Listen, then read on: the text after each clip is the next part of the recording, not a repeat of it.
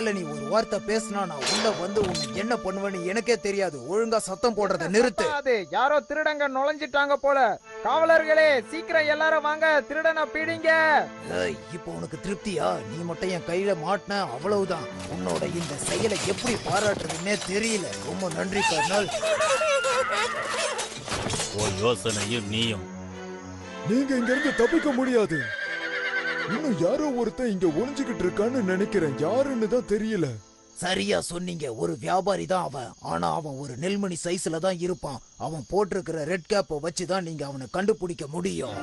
ஏய், நீ எங்களை முட்டாளாக்க பாக்குறியா? என்ன வளர்ற? நாங்க சொல்றது உண்மைதான் அரசே. அவன் நெல்மணி சைஸ்ல தான் இருப்பான். போது நிறுத்துங்க. உங்க நாடகத்துல நெல்மணி சைஸ்ல ஒரு ஆளா எங்களை முட்டாளாக்க பாக்குறீங்களா? இந்த மாதிரி பைத்தியக்காரத்தனமா பேசுறத நிறுத்துங்க. இவங்க எல்லாரையும் இங்க இருந்து கொண்டு போங்க. இவங்களை ஜெயில அடைச்சி கடுமையா தண்டனை கொடுங்க. அப்பவாது இவங்களுக்கு புத்தி வருதான்னு பாப்போம். திருட வந்துட்டு பொய் சொல்லி குழப்புறாங்க.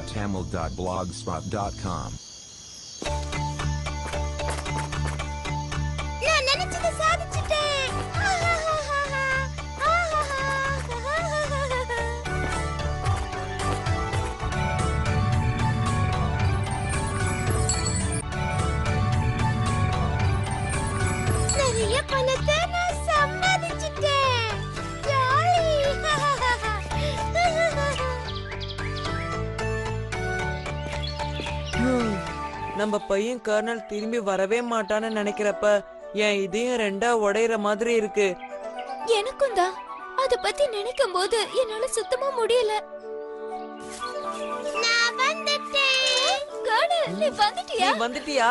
ஆமா, நான் திரும்பி வந்துட்டேன். வீட்டுக்கு வந்தது எனக்கு ரொம்ப சந்தோஷமா இருக்கு. என்ன ஒரு அற்புதமான கதை.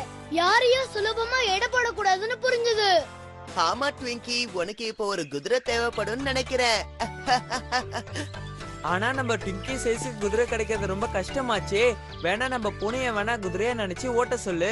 அது உனக்கு பொருத்தமா இருக்கும். என்ன சொல்ற? நீ கிண்டல் பண்றத நிறுத்திறியா? இந்த கதை ரொம்ப சுவாரஸ்யமா இருந்துச்சுல. அப்படியா? எனக்கு அப்படி தோணல. போதும், எல்லாரும் ட்விங்கியை கிண்டல் பண்றது நிறுத்துங்க. இல்லனா உங்க எல்லாரும் மேல ஏறி சவாரி பண்ணுவேன். என்ன, ரெடியா இருக்கியா?